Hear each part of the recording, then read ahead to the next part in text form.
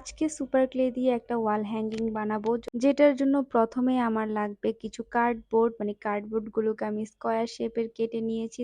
তারপর এগুলোর মধ্যে আমি হোয়াইট অ্যাক্রিলিক কালার করেছি, যেটার কোনো প্রয়োজনীয় ছিল না, কারণ আমি প্রথমে ভেবেছিলাম এটার মধ্যে যে ডিজাইনটা করব, পরে আবার আমার ডিসিশন চেঞ্জ হয়েছে। তো আমার যে এখানে ক্লে গুলো রয়েছে ওগুলো দিয়ে আমি ডিজাইন করতেছি, আপনারা সেটা ভিডিওর মধ্যে দেখতেই পাচ্ছেন। এই ক্লে গুলো হচ্ছে আমার আগের যে কাজটা করেছিলাম এই সুপার ক্লেটা দিয়ে, ওইটা থেকে হচ্ছে যে ক্লে গুলো অবশিষ্ট থাকে ওগুলো দিয়েই হচ্ছে আমি ভাবলাম যে একটা ওয়াল হ্যাঙ্গিং বানিয়ে ফেলি, কারণ এখানে খুব কম পরিমাণে ক্লে ছিল। আগের কাজটাতে আমার অলরেডি পুরো ক্লেটাই শেষ হয়ে গিয়েছিল। তো এগুলো দিয়ে কিছু করার ছিল না, অনেকদিন ধরে ভাবতেছি কি করব। তো ফাইনালি ভাবলাম যে একটা ওয়াল হ্যাঙ্গিং বানাই ফেলি।